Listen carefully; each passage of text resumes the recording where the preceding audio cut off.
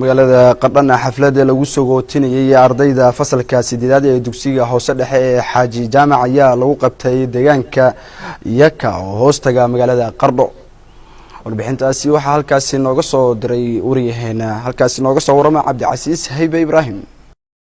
xafladan oo jeedkeedu ahaa mid lagu sugootinayay sanad dugsiyeedka 2018-2019 ee dugsiga hoose dhexe ee Xaaji Jaamac ayaa ka qabsoontay deegaanka Yaka oo Qardho kaga beegan dhanka koonfureed. xafladan ayaa waxaa ka soo qayb galay xubno ka tirsan dowladda Puntland, maamulka dugsiga Xaaji Jaamac, siyaasiyiin, culimo u diin, hoggaanka dhaqanka, qorayaal, haween iyo marti sharaf kale. horeyntii waxaa xafladda daafuray maamulaha dugsiga Xaaji Jaamac ee deegaanka Yaka, Maxamed Jaamac Awil, waxaana uu ka warbixiyay ujeedka xafladda. waxaa ka dhacaysa xafladda lagu soo gootin doono sanad dugsiyeedka 2018-2019 ee madrasada hoose dhexe Xaaji Jaamac Yaka ka dhici doonta galabta. halkan ayaan ku soo gootin doonaa isugu nimid kulankeeda insha Allah taala. waxyar haddii aan ku bilaabo madrasadan hoose dhexe ee Xaaji Jaamac waxaa la aasaasay bishii 8aad ee sanadkii aan ka soo gudubnay 16keedii ayaa la aasaasay ee ay furantay irdaha loo furay. waxay furan tahay madrasadani 1 sano.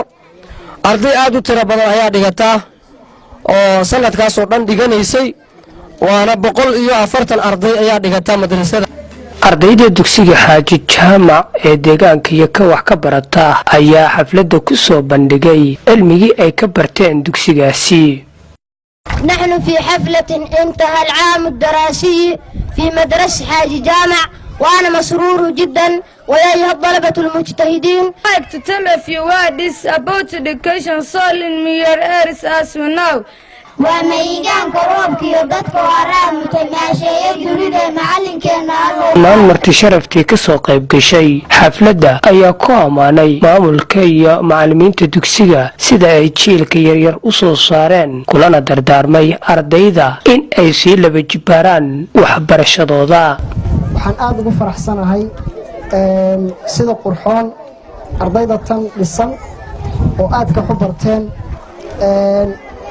aad iyo aad baan idinku hambalyeynaya marka waqtiga iyo dadaalka geliyo. waxaan leenahay macallimiintii iyo maamulkii aad iyo aad baad u mahadsan. 2018-2019 waa farxad aad u weyn, waa dareen dhammaan ay dareemayaan deegaankan inta ku nool.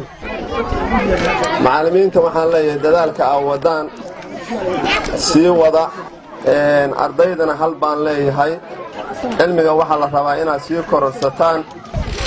wasaaradda waxbarashada Puntland dhammaan inay nagala qayb qaataan oo nala garab galaan waxbarashada ilmaha yaryar.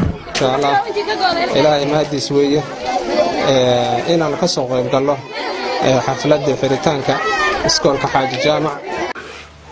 ugu dambeyntii waxaa xafladdu soo xiray agaasimo ku-xigeenka madaxtooyada degmada Qardho, Maxamed Ibrahim Xasan, waxaana ardayda kula dardaarantay in ay ardaydu u dhabar adeegaan siday u sii wadan lahaayeen waxbarashadooda iyo caqabad kasta oo ku timaada. waxaan la hadlayaa dhalinyarada waxbaranaysa, waxbarashada waa loo dhabar adeegaa, wax walba waa loo dhabar adeegaa. mar baa jiri doonta insha Allah bismillaahi kariim aad heer sare ka gaadhin. ilaa wasiirka ilaa laamaha waxbarashada oo dhan ilaa hay'adaha waxaan inaga sugaynaa waxqabad muuqda. waad u jeedin ardayda u heelan iyo macallimiinta u jajaban in ay dalkooda iyo dadkooda ay wax baraan.